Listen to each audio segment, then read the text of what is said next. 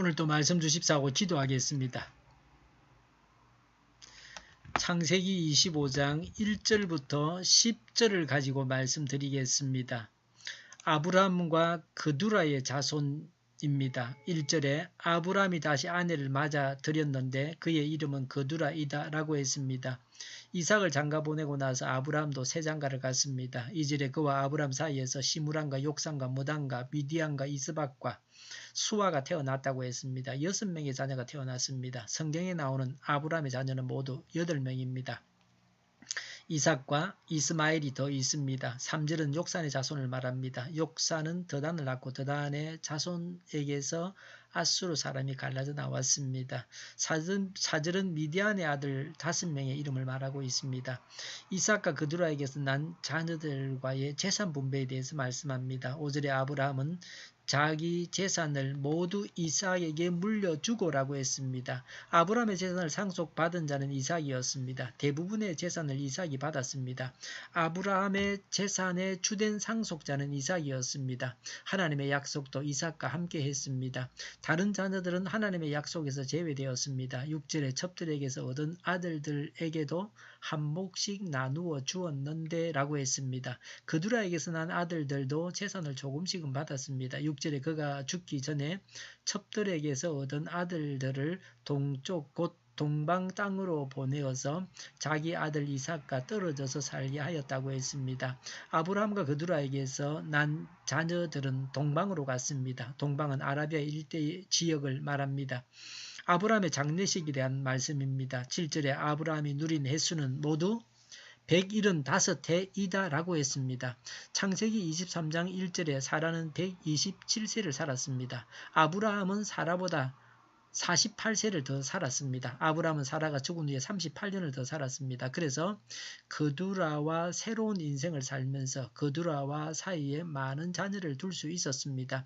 8절에 아브라함은 자기가 받은 목숨대로 다 살고라고 했습니다. 아브라함은 하나님께서 주신 수명 동안 살았습니다. 목숨대로 다 살지 못하는 사람도 있습니다. 죄를 지어서 죽임을 당하는 사람도 있습니다. 하나님을 믿고 하나님과 바른 관계를 맺고 하나님 보시기에 바르게 살면 천수를 다 누릴 수가 있습니다. 아브라함은 복된 삶을 살았습니다. 8절에 아주 늙은 나이에 기운이 다하여서 술몰 거두고 세상을 떠나라고 했습니다. 아브라함의 장례식은 호상이었습니다. 유족들도 더 이상 바랄 것이 없었습니다. 8절에 조상들이 간 길로 갔다고 했습니다. 사람은 죽어서 조상들이 간 길로 가게 되어 있습니다. 누구든지 죽게 되어 있습니다. 죽음을 경험하지 않은 사람은 에녹인데 극히 예외적입니다. 사람은 죽음을 향해서 달리고 있습니다. 9절에 그의 아들 이삭과 이스마엘이 그를 막벨라 굴에 안장하였다고 했습니다. 그두라에게서 난 자녀들은 아브라함이 죽기 전에 동방으로 이미 떠나갔습니다. 그래서 아브라함의 장례식에 그들의 이름은 없습니다. 아브라함은 살아있는 동안에 자녀들이 어디서 살아야 할지를 정해 주었습니다.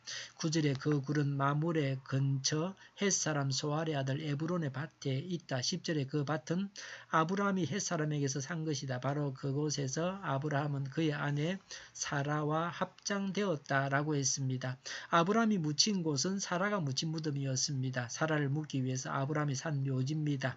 비싼 값을 주고서 산 무덤입니다. 그곳에 아브라함도 묻혔습니다. 이 당시까지도 아브라함과 이삭에게 주어진 땅은 이것이 전부였습니다. 아브라함과 이삭은 나그네로 이 땅에 살고 있었습니다. 하나님께서 이 땅을 주신다는 약속을 믿고 묘지를 사서 무덤으로 사용했습니다. 아브라함을 여기에 묻어서 하나님께서 이 땅을 주신다는 것을 이삭도 믿고 있었다는 것을 보여주고 있습니다. 이렇게 해서 아브라함의 시대는 끝이 났고 이삭의 시대가 시작되었습니다. 창세기 24장 66절에서 종은 이삭에게 모든 일을 보고했다고 했습니다. 이때부터 가장꾼이 이삭에게로 옮겨가고 있었습니다. 하나님은 사람을 바꾸어 가면서 하나님의 일을 하십니다. 사람은 바뀌어도 하나님의 일은 계속됩니다. 지금까지는 아브라함과 하나님 사이의 관계를 보았지만 이제는 하나님과 이삭의 관계를 보게 됩니다. 지금 내가 할 일을 다하고 못다 한 것은 다음 사람에게 맡겨야 합니다. 욕심을 부리면 오히려 어려워질 수가 있습니다. 욕심을 부린 만큼 손해를 볼 수도 있습니다. 하나님을 믿는 믿음으로 죽음을 준비해서 죽음을 당당하게 맞아야 합니다. 기도하겠습니다. 하나님을 믿는 믿음으로 죽음을 준비해서 죽음을 당당하게 맞아들이게 하옵소서. 우리 동일교회가 만군은집하게 하여 주시옵소서. 예수 이름으로 명하노니 모든 병만은 물러가고 몸의 모든 부분들은 온전하게 될지어다. 신유의 기적을 베푸셔서 지금도 저희의 질병을 고쳐주시옵소서. 저희와 교회와 이 나라의 민족을 불쌍히 여겨 주시옵소서.